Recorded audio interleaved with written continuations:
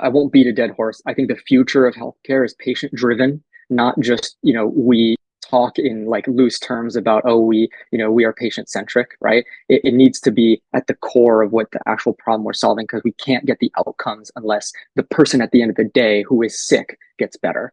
And so I think that's like really important, right? So the patient driven things, I think, will end up, whoever solves my needs as a patient better, I think will ultimately win in the market for a variety of reasons, right? Not just for outcomes, but also for traction.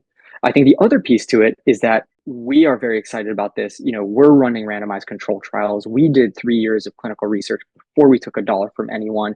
The bar for clinical evidence needs to keep going up. And it cannot be a non-inferiority thing.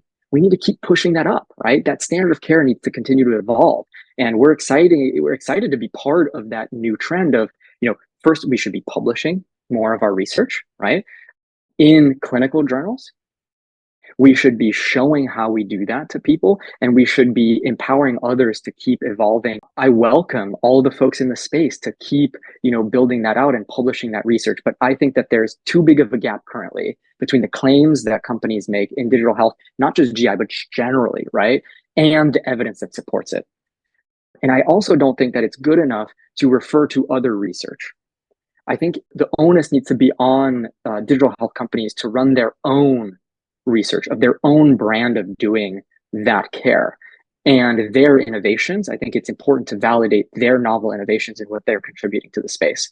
That's a challenge for sure. It's expensive. It's hard to do well, but science is so important in this space. And I think we need to lead with evidence because that drives trust. And it also drives outcomes, and it drives sustainability from a business standpoint for everybody. So that's, I think, my challenge to the space. It's a challenge that we've issued ourselves. We're not perfect at it, but it's something that we're really excited about.